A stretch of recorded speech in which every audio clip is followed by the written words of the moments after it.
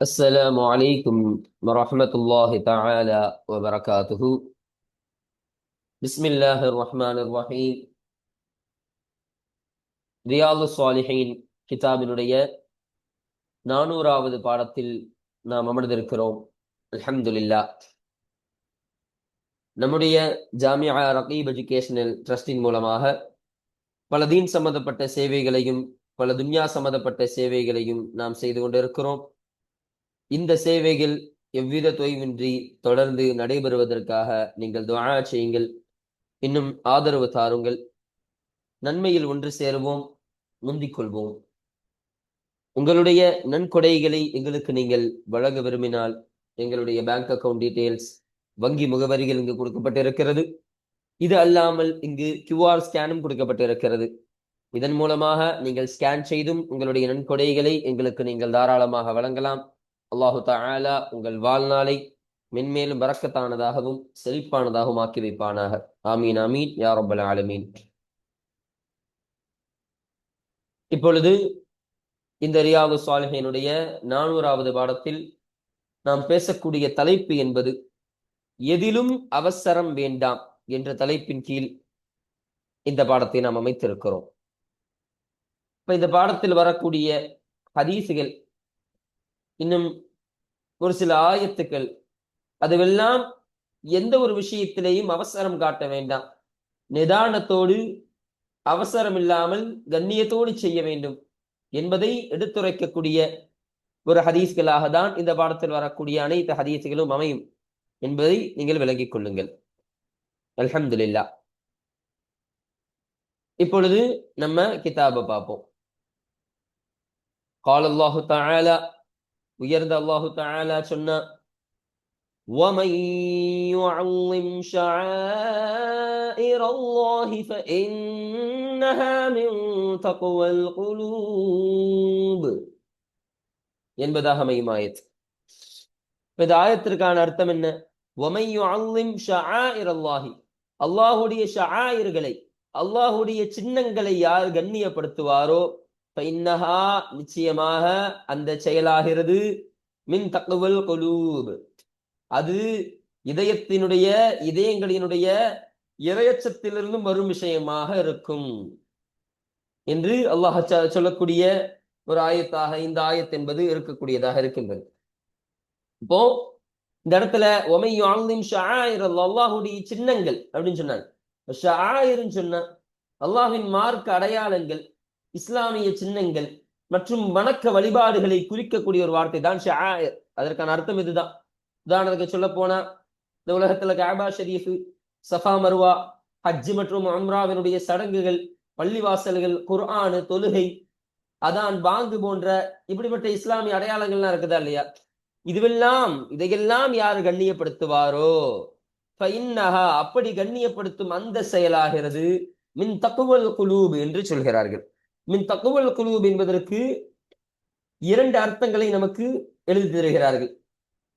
முதலாவது அர்த்தம் என்னன்னு சொன்னா, அல்லாஹ்வின் சின்னங்களை மதிப்பது இதயத்தின் தக்வாவிலிருந்து உருவாகக்கூடிய ஒன்றாக இருக்கின்றது என்ற அர்த்தத்தை முதலாவது விளக்கமாக எழுதுறாங்க. இரண்டாவது, அந்த அல்லாஹ்வினுடைய சின்னங்களை மதிப்பது தக்வா உடையவர்களின் செயலாக இருக்கும் என்பதை எழுதுகிறார்கள். அப்ப இந்த 2 அர்த்தத்திற்கும் வரக்கூடியதாக இருக்கும். அதாவது, ஒருவரின் உள்ளத்தில் உண்மையான இரையச்சம் இருந்தால் அவர் அல்லாஹ்வின் மார்க்க அடையாளங்களையும் அவற்றின் புனிதத்தையும் மதித்து அதை கண்ணியப்படுத்தக்கூடியவராக இருப்பார் என்ற அர்த்தத்தை பொதிந்து வரக்கூடியதுதான் இந்த ஒரு ஆயத் என்பதை கற்றுத்தருகிறார்கள். அப்ப இதுதான் இந்த ஆயத்தினுடைய ஒரு தர்ஜுமா, ஒரு தஃப்சீராக இருக்கு. இப்ப இந்த ஆயத்துல நமக்கு விளங்கக்கூடிய கருத்து என்ன? எதனால் இந்த ஆயத்தை இந்த முஸன்னிஃப் அவர்கள் இந்த பாடத்திற்கு தோதுவாக கொண்டு வந்தார்கள் சொன்னா, இந்த பாடம் என்பது அல்லாஹ்வினுடைய தொழுகையின் பக்கமும் கல்வி கற்குதலின் பக்கமும் இது போன்ற அல்லாஹ்வுடைய வழிபடக்கூடிய காரியங்கள் எதெல்லாம் இருக்குதோ அதன் பக்கமும் நிதானத்தோடும் கண்ணியத்தோடும் கடைபிடிக்க வேண்டும், அதை அணுக வேண்டும் என்பதை விரித்து பேசக்கூடிய பாடம். அப்ப இந்த ஆயத்தும் கற்றுத்தரக்கூடிய அதுதான். அல்லாஹுடைய ஷஆயிர்கள், இப்படி மதிக்கப்படக்கூடிய காரியங்களை யார் கண்ணியப்படுத்துவாரோ, கண்ணியப்படுத்துறதுனா அவசரம் இல்லாமல் நிதானத்தோடு, எந்த ஒரு அவசரமும் எந்த ஒரு இன்னலும் இல்லாமல் நிதானமாக முழுமையாக ஒரு விஷயத்தை செய்து காட்டுவது. அப்ப அப்படிப்பட்ட ஒரு காரியத்திற்கு கண்ணியம் வரும். அப்ப அப்படி யார் கண்ணியப்படுத்துவாரோ அவர் அல்லாஹுடைய அந்த கல்வியினுடைய இறையச்சத்திற்கு சொந்தக்காரர். அல்லாஹை அஞ்சி வாழக்கூடிய இதயத்திற்கு அவர்தான் சொந்தக்காரர் என்பதை அல்லாஹ் பறை சுட்டக்கூடிய ஒரு ஆயத். இந்த ஒரு கருத்தின் காரணமாக தான் நம்ம முஸன்னிஃப் என்பவர்கள் இந்த பாடத்திற்கு தோதுவாக நமக்கு அருமையாக கற்றுத்தருகிறார்கள். பாருங்க, அல் ஹஜ்ஜி 32 சூரத்துல் ஹஜ்ஜில 32வது ஆயத்தாக இந்த ஆயத் என்பது பதிவு செய்யப்படுகிறது என்பதை கூறி காட்டுகிறார்கள்.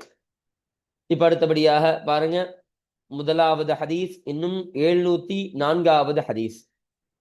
இந்த ஹதீஸில் சொல்லப்படக்கூடிய ஒரு கருத்து சுருக்கம் என்னவென்று சொன்னால், சையதுனா அபூ ஹுரைரா ரலியல்லாஹு அன்ஹு அவர்கள் சொல்கிறார்கள், நான் ரசூலுல்லாஹி ஸல்லல்லாஹு அலைஹி வஸல்லம் அவர்கள் சொல்ல நான் செவியிட்டு இருக்கிறேன், கேட்டு இருக்கிறேன். ஸல்லல்லாஹு அலைஹி வஸல்லம் சொல்லுவாங்க, உங்களுக்கு மத்தியில் தொழுகைக்காக அந்த இக்காமத்து கொடுக்கப்பட்டு விட்டது என்று சொன்னால் நீங்கள் விரைந்து ஓடோடி செல்லாதீர்கள், நீங்கள் நடந்தவர்களாக செல்லுங்கள். இன்னும் நீங்கள் அமைதியோடும் நிதானத்தோடும் நீங்கள் செல்லுங்கள். அது மட்டும் கிடையாது, உங்களுக்கு நீங்கள் எந்த ரக்காத்தை பெற்றுக் கொள்கிறீர்களோ அதை நீங்கள் தொழுது கொள்ளுங்கள். எந்த ரக்காத்தை நீங்கள் விட்டு விட்டீர்களோ அந்த ரக்காத்தை பின்பு நீங்கள் பரிபூர்ணப்படுத்திக் கொள்ளுங்கள். ஆகவே அவசரம் கொண்டு நீங்கள் தொழுகையிலும் செல்லாதீர்கள் என்று ரசூலுல்லாஹி ஸல்லல்லாஹு அலைஹி வஸல்லம் அவர்கள் சொல்ல நான் கேட்டிருக்கிறேன் என்று சையதுனா அபூ ஹுரைரா ரலியல்லாஹு அன்ஹு அவர்கள் சொல்லக்கூடிய ஹதீஸாக இந்த ஹதீஸ் என்பது அமைகின்றது என்பதை பார்க்க முடிகிறது. இப்ப பாருங்க, அடுத்ததை பார்ப்போம். வான் நபி ஹுரைரா ரலியல்லாஹு அன்ஹு, சையதுனா அபூ ஹுரைரா ரலியல்லாஹு அன்ஹு அவர்களை தொட்டு அறிவிக்கப்படக்கூடிய ஹதீஸாக இருக்கு. قال அந்த அபூ ஹுரைரா ரலியல்லாஹு அன்ஹு அவர்கள் சொன்னார்கள், சமிஅத்து ரசூலுல்லாஹி ஸல்லல்லாஹு அலைஹி வஸல்லம், அல்லாஹ்வுடைய தூதர் ஸல்லல்லாஹு அலைஹி வஸல்லம் அவர்கள் சொல்ல நான் கேள்விப்பட்டிருக்கிறேன், கேட்டிருக்கிறேன், செவியிட்டுள்ளேன்.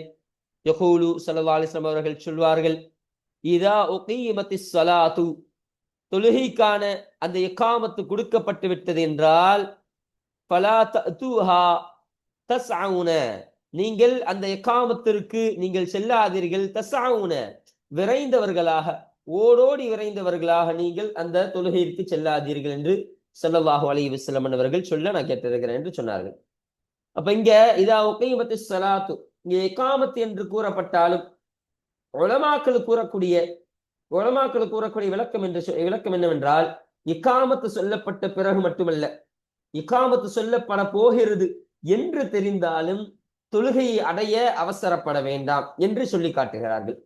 இன்னும் சில அறிஞர்கள் சொல்வார்களாம், இது ஜுமாவினுடைய அந்த தொழுகையை பற்றியது என்று சில அறிஞர்கள் கூறினாலும், பெரும்பாலான அறிஞர்கள் கூறக்கூடிய விளக்கம் என்னென்றால், இது அனைத்து தொழுகைக்குரிய அந்த இக்காமத்துகளுக்கும் பொதுவான ஒன்றுதான் என்பதை தான் அனைத்து உலமாக்களும், நிறைய உலமாக்கள் பதிவு செய்யக்கூடியவர்களாக இருக்கிறார்கள் என்ற ஒரு விளக்கத்தையும் அருமையாக நமக்கு கற்றுத்தருகிறார்கள்.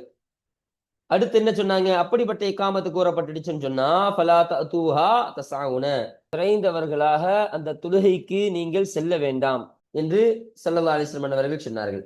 அப்ப இந்த இடத்துல சஇ என்பது, அதாவது தஸ்அவுன இருக்குதா இல்லையா, அந்த தஸ்அவுன என்பது வேகமாக ஓடுதல் அல்லது பரபரப்பாக விரைந்து நடப்பதை குறிக்கக்கூடிய ஒரு அர்த்தத்தை புரிந்ததாக தான் தஸ்அவுன என்பது இருக்கும். அப்போ ஒரு விஷயத்தை நம்ம கேட்கலாம், அல்லாஹ் குர்ஆன்ல சொல்றானா இல்லையா, ஃபஸ்அவு இலா திக்ரில்லாஹ், அல்லாஹ்வை நினைவு கூறுவதை நோக்கி நீங்கள் விரைந்து செல்லுங்கள் என்று அல்லாஹ் சொல்கிறான் ஜுமாவுடைய சூறாவில. அப்ப இந்த வசனத்துக்கு இந்த கருத்து மாறாக இருக்குதே, அல்லாஹ் திக்ரின் பக்கம் விரைந்து வர சொல்றானே, ஆனா ஸல்லல்லாஹு அலைஹி வஸல்லம் அவர்கள் விரைந்து போகாதீங்க என்று சொல்கிறார்களே, என்ன அர்த்தம் அப்படின்னு கேட்டா, இந்த ஆயத்து அந்த ஆயத்திற்கு முரண் கிடையாது என்று சொல்கிறார்கள். ஏனென்றால் அந்த வசனம் ஃபஸ்அவு இலா திக்ரில்லாஹ் என்ற அந்த குர்ஆன் வசனத்தில் விரையுங்கள் என்பது செல்லுங்கள், முன்னேறுங்கள் என்ற பொருள் அடங்கக்கூடியதாக இருக்கும். அப்போ விரைந்து செல்லுங்கள், விரண்டோடி வாருங்கள்னா சீக்கிரமாக முன்னேறி வாருங்கள் என்ற அர்த்தத்தை தான் பொருந்தக்கூடியதாக இருக்கும். அதுவே இந்த ஹதீஸ்ல தஸ்அவுன என்பது ஓடுங்கள் என்ற அர்த்தத்தை பொருந்ததாக இருக்கும். அதாவது ஓடோடி நீங்கள் வராதீர்கள், விரைந்து அப்படியே அடிச்சு பிடிச்சு ஓடி வராதீங்க, நடந்து நிதானமாக நீங்கள் கண்ணியத்தோடு வாருங்கள் என்பதை தான் ஸல்லல்லாஹு அலைஹி வஸல்லம் அவர்கள் கற்றுத் தருகிறார்கள் என்பதை நமக்கு விளக்கி தராங்க. அடுத்தபடியாக வஅதூஹா, இன்னும் அந்த தொழுகைக்காக வேண்டி நீங்கள் வாருங்கள். தம்ஷூன, நடந்தவர்களாக நீங்கள் வாருங்கள், நிதானமாக நீங்கள் நடந்து வாருங்கள் என்று சொன்னார்கள். அப்போ முஸ்லிம் தொழுகைக்கு வரும் பொழுது அமைதியாக, அவசரமின்றி, கண்ணியத்துடன் நடந்து விட வேண்டும் என்ற விளக்கத்தை நமக்கு ஷரஹ்ல சொல்லித்தராங்க. அடுத்தபடியாக வஅலைக்கும் ஸகீனா, வஅலைக்கும் உங்களின் மீது கட்டாயமாகும், அஸ்ஸகீனத்து, சகீனத் நிம்மதி என்பது உங்களின் மீது கட்டாயமாகும். அதாவது மன அமைதி, அவசரமின்மை, பதற்றமில்லாத நடை, தேவையற்ற அசைவுகளை தவிர்த்தல்.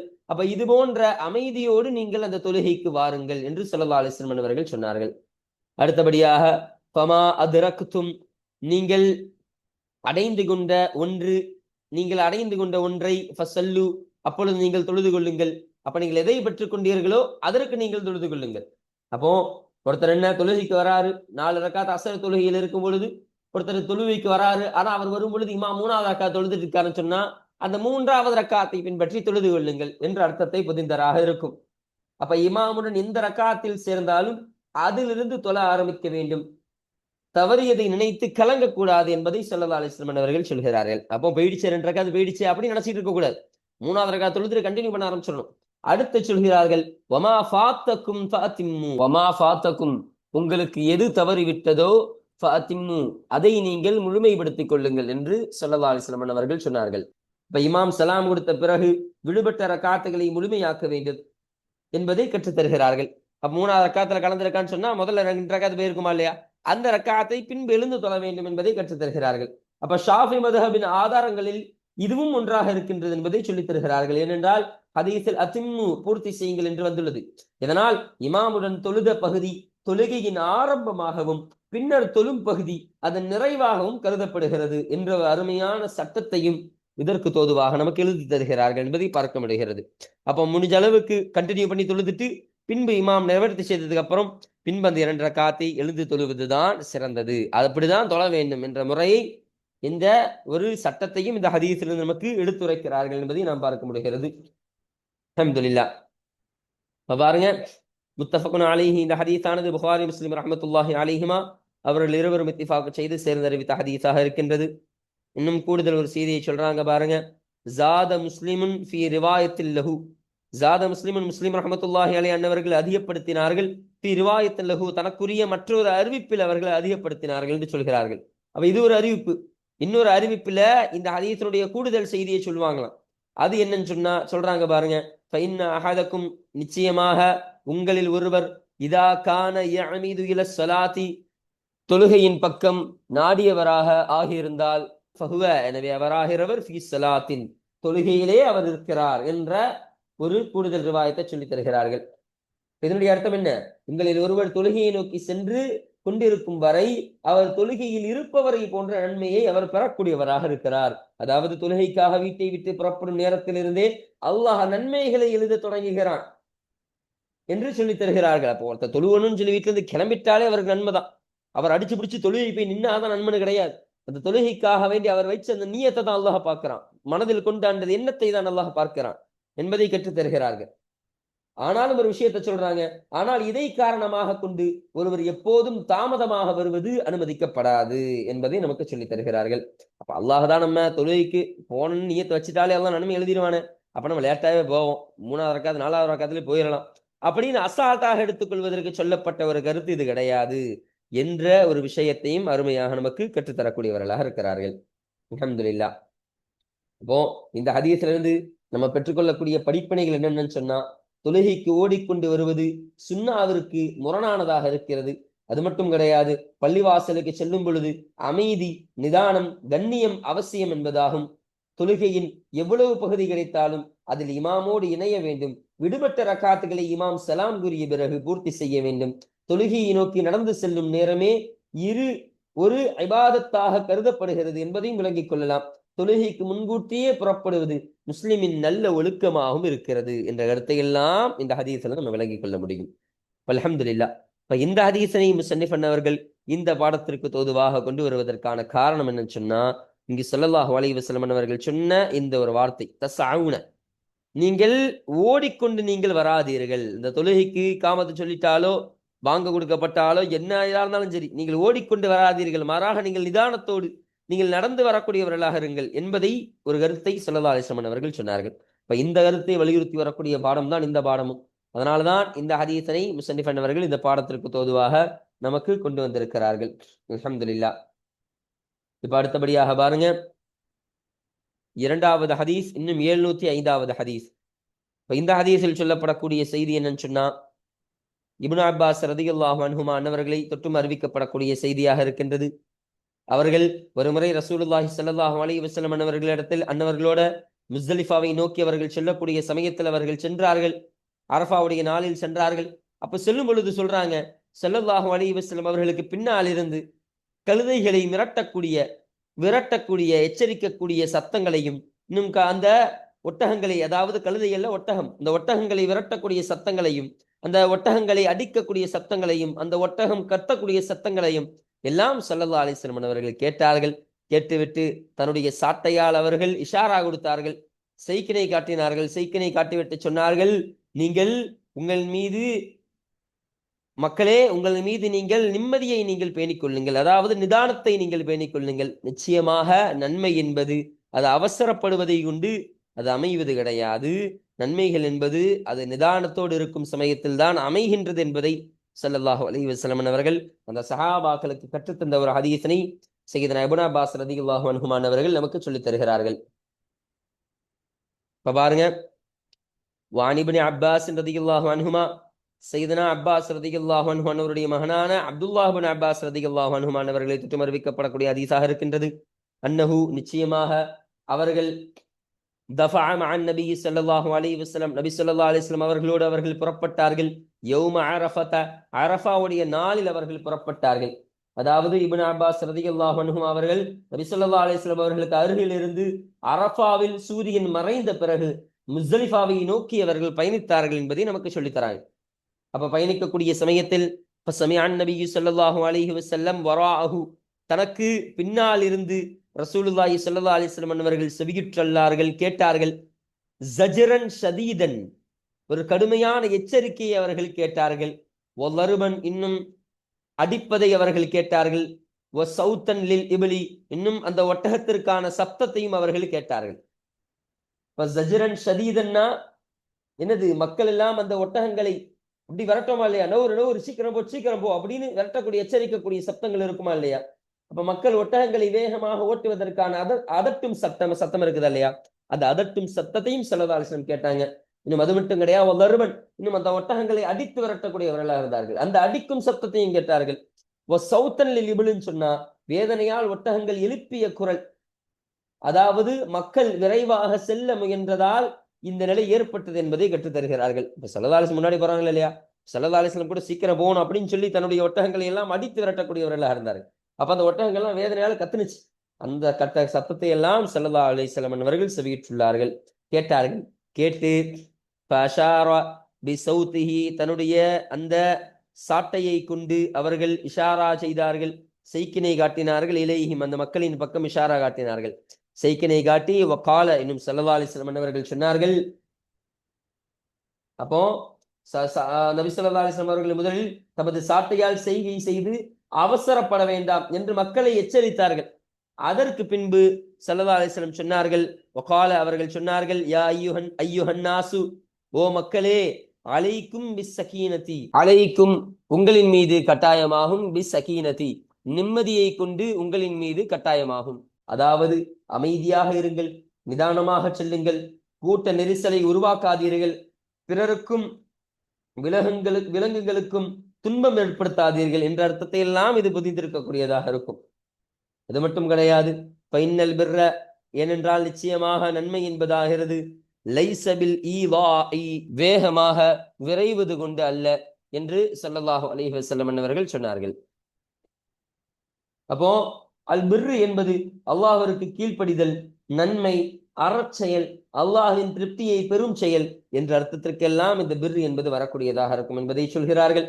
அல் ஈவா என்பது மிகவும் வேகமாக செல்வது, அவசரமாக விரைவது, வாகனத்தையோ விலங்கையோ துரிதப்படுத்துவது என்ற அர்த்தத்திற்கெல்லாம் இது வரக்கூடியதாக இருக்கும் என்று சொல்கிறார்கள். நபி ஸல்லல்லாஹு அலைஹி வஸல்லம் அவர்கள் கூறிய பொருள், அவசரமாக ஓடுவதில் அல்லது வேகமாக விரைவதில் உண்மையான நன்மை இல்லை. நன்மை என்பது அமைதி, பொறுமை, அல்லாஹ்வை நினைத்தபடி பிறருக்கு இடையூறு இல்லாமல் செயல்படுவதில் தான் நன்மைகள் என்பது அமைந்திருக்கக்கூடியதாக இருக்கின்றது என்பதை ரசூலுல்லாஹி ஸல்லல்லாஹு அலைஹி வஸல்லம் அவர்கள் கற்றுத்தரக்கூடியவர்களாக இருக்கிறார்கள். இமாம் நவவி ரஹ்மத்துல்லாஹி அலைஹி அன்னவர்கள் இந்த பிர்ரு என்ற வார்த்தைக்கான ஒரு சிறு குறிப்பினை, ஒரு விளக்கத்தை தருகிறார்கள். பிர்ரு என்பது கீழ்படிதல், நன்மை, சிறந்த அறச்செயல் என்ற பொருள்களில் கூறப்படக்கூடிய ஒன்றாக இருக்கின்றது என்பதை சொல்லித் தருகிறார்கள். இன்னும் அது மட்டும் கிடையாது, அல் ஈவா என்பது சாதாரணமான வேகத்தை குறிக்கக்கூடிய ஒரு வார்த்தை கிடையாது. பிறருக்கு சிரமம் உண்டாக்கும் அளவுக்கு அவசரமாக விரைவதை குறிக்கக்கூடிய ஒரு விஷயம்தான் இதா. அதுதான் பிறருக்கு துன்பத்தை ஏற்படுத்துமா இல்லையா, சில விரைதலை கொண்டு அடிச்சு விரட்டுமா இல்லையா மக்களை, அது போன்ற அர்த்தத்திற்கு இது வரக்கூடியதாக இருக்கும். குறிப்பாக கூட்ட நெரிசலை ஏற்படுத்துதல், பிறரை தள்ளுதல், விலங்குகளை துன்புறுத்துதல் போன்ற செயல்கள் இஸ்லாத்தில் பாராட்டப்படுவது கிடையாது. அது இஸ்லாம் அனுமதிக்காத ஒரு விஷயமாக இருக்கின்றது என்பதை நமக்கு இங்கு கற்றுத்தரக்கூடியவர்களாக இருக்கிறார்கள் என்பதை பார்க்க முடிகிறது. பாருங்க, ரவாஹுல் புகாரி, இந்த ஹதீஸனை புகாரி ரஹமத்துல்லாஹி அலைஹி அன்னவர்கள் அறிவித்தார்கள். வரவா முஸ்லிமுன் பாலஹு, இன்னும் இந்த ஹதீஸனுடைய சிலதை முஸ்லிம் ரஹமத்துல்லாஹி அலைஹி அன்னவர்களும் அறிவித்தார்கள் என்பதை கூறி காட்டுகிறார்கள். அப்ப முழுமையான அறிவிப்பு புகாரி ரஹமத்துல்லாஹி அலைஹி அன்னவர்கள் அறிவித்த அறிவிப்பாக இருக்கு. இதுல உள்ள சில அறிவிப்பு சில வார்த்தைகள் முஸ்லிம் ரஹமத்துல்லாஹி அன்னவர்கள் அறிவித்த விஷயமாக இருக்கின்றது என்பதை கற்றுத்தருகிறார்கள். அடுத்தபடியாக பாருங்க, அல் பிர்ரு, அல் பிர்ரு என்பது அத்வாஅத்து, வழிபடுவது என்ற அர்த்தத்திற்கு வரக்கூடியதாக இருக்கும். இப்ப மேல சொன்னது மாதிரிதான் வழிபடுவது என்ற அர்த்தத்திற்கு வரும். அது போன்ற நன்மை, அறச்செயல், அல்லாஹ்வின் திருப்தியை பெறும் செயல் என்ற அர்த்தத்திற்கெல்லாம் இது வரக்கூடியதாக இருக்கும் என்பதை கற்றுத்தருகிறார்கள். இன்னும் ஈதா என்பதாகிறது பிதாதின் முஅஜமத்தின், புள்ளி வைக்கப்பட்ட வாதை கொண்டு அமைந்திருக்கிறது. புள்ளி வைக்கப்பட்ட லாது இருக்குதா, அதை கொண்டு வைக்கப்படுகிறது. கபுலஹா, இன்னும் அதற்கு முன்னால் யா உன், யா உன், யா என்பது அதற்கு முன்னால் இருக்கக்கூடியதாக இருக்கின்றது. ஹம்சத்தும் மக்சூரத்துன், இன்னும் அதற்கு முன்னால் கஸ்ர் செய்யப்பட்ட ஹம்சாவும் இருக்கக்கூடியதாக இருக்கின்றது. அப்ப யா ஹம்சா ரெண்டுமே இருக்கின்றது என்பதை சொல்கிறார்கள். வஹுவ, இன்னும் அதுவாகிறது அல் இஸ்ராஉ, துரிதப்படுத்துதல், விரையுதல், விரைவுபடுத்துதல் என்ற அர்த்தத்திற்கெல்லாம் இந்த இலா என்பது வரக்கூடியதாக இருக்கும் என்பதை நமக்கு கற்றுத்தருகிறார்கள். இந்த ஹதீஸிலிருந்து நாம் பெற்றுக்கொள்ளக்கூடிய படிப்பினைகள் என்னன்னு சொன்னா, ஹஜ் மற்றும் உம்ரா போன்ற வணக்கங்களில் அமைதியும் நிதானமும் கடைபிடிக்க வேண்டும். அவசரப்படுவதால் பிறருக்கோ விலங்குக்கோ துன்பம் ஏற்படுத்தக்கூடாது. உண்மையான பிர்ரு, நன்மை என்பது வெளிப்புற வேகத்தில் அல்ல, அல்லாஹ்விற்கு கீழ்ப்படிதல், அமைதி மற்றும் நல்ல ஒழுக்கத்தில் தான் உள்ளது என்பதை விளங்கிக் கொள்ளலாம். நபி ஸல்லல்லாஹு அலைஹி வஸல்லம் அவர்கள் மக்களுக்கு போதனை செய்வதில் வார்த்தைகளோடு செயல் செய்கை மூலம் கற்றுக் கொடுத்தார்கள் என்பதை விளங்கிக் கொள்ளலாம். எந்த இபாதத்திலும் இலக்கை அடைவதை விட அதை நபி ஸல்லல்லாஹு அலைஹி வஸல்லம் அவர்களின் வழிமுறைக்கு ஏற்ப நிறைவேற்றுவதே முக்கியமான ஒரு விஷயமாக கருதப்படுகிறது. இந்த கருத்தெல்லாம் இந்த ஹதீஸிலிருந்து நாம் விலகிக் கொள்ள முடியும் என்பதை நமக்கு சொல்லித்தராங்க. இப்ப இந்த ஹதீஸனை முஸன்னிஃப் அவர்கள் இந்த பாடத்திற்கு தோதுவாக கொண்டு வருவதற்கான காரணம் என்னன்னு சொன்னா, இந்த ஹதீஸ்ல ஸல்லல்லாஹு அலைஹி வஸல்லம் அவர்கள் அந்த மக்களை இப்படி அந்த ஒட்டகங்களை துன்புறுத்துவதை பார்த்துட்டு, இப்படியெல்லாம் நீங்கள் துன்புறுத்தாதீர்கள், அந்த ஒட்டகங்களுக்கு சிரமம் கொடுக்காதீர்கள், நிதானத்தோடு நடந்து கொள்ளுங்கள், நிதானமாக நீங்கள் வாருங்கள், ஒரு அவசரமும் கிடையாது. எந்த ஒரு விஷயமாக இருந்தாலும் அவசரத்தை நீங்கள் பேணாதீர்கள், அவசரத்தை நீங்கள் சொல்லாதீர்கள், அவசரப்படுத்தாதீர்கள், எப்பொழுதும் நிதானத்தை நீங்கள் பேணக்கூடியவர்களாக இருங்கள், நிம்மதியை நீங்கள் பேணக்கூடியவர்களாக இருங்கள் என்பதை இந்த ஹதீஸின் மூலம் ரசூலுல்லாஹி ஸல்லல்லாஹு அலைஹி வஸல்லம் அவர்கள் நமக்கு கற்றுத்தரக்கூடியவர்களாக இருக்கிறார்கள். இப்ப இந்த ஹதீஸின் காரணமாக தான், இந்த கருத்தின் காரணமாக தான் இந்த ஹதீஸனை முஸன்னிஃப் அவர்கள் இந்த பாடத்திற்கு தோதுவாக நமக்கு கொண்டு வந்திருக்கிறார்கள். அல்ஹம்துலில்லாஹ். அப்போ இந்த பாடத்தில் இந்த முஸன்னிஃப் அவர்கள் இந்த பாடத்திற்கு தோதுவாக கொண்டு வந்த இந்த ஒரு ஆயத்து, இந்த ஆயத்திற்கான தர்ஜுமாக்களையும், இந்த முதலாவது ஹதீஸு, இந்த இரண்டாவது ஹதீஸு, இங்கு சொல்லப்பட்ட இந்த 2 ஹதீஸுகளுக்கான தர்ஜுமாக்களையும் விளக்கங்களையும் முழுமையான விஷயத்தை எல்லாம் பற்றி இந்த பாடத்தை நாம் முழுமையாக நிறைவு செய்து விட்டோம். அல்ஹம்துலில்லாஹ். இப்போ இந்த பாடத்தில் நாம் எந்த விஷயத்தை படித்தோமோ அதை அமல் செய்யக்கூடிய தௌஃபீக்கினை அல்லாஹ் உங்களுக்கும் எனக்கும் நசீபாக்கி வைப்பானாக. இன்னும் இன்ஷா அல்லாஹ் அடுத்த பாடத்தில் இந்த 94வது பாடத்தை குறித்த செய்திகள், அதனுடைய விஷயங்களை பற்றி, தர்ஜுமாக்க விளக்கங்கள் போன்ற மற்ற செய்திகளை பற்றி எல்லாம் இன்ஷா அல்லாஹ் நாம் அடுத்த பாடத்தில் நாம் பேசுவோம். வாஹிரு தஅவானா அல்ஹம்துலில்லாஹி ரப்பில் ஆலமீன். அஸ்ஸலாமு அலைக்கும் வரஹ்மத்துல்லாஹி தஆலா வபரகாத்துஹு.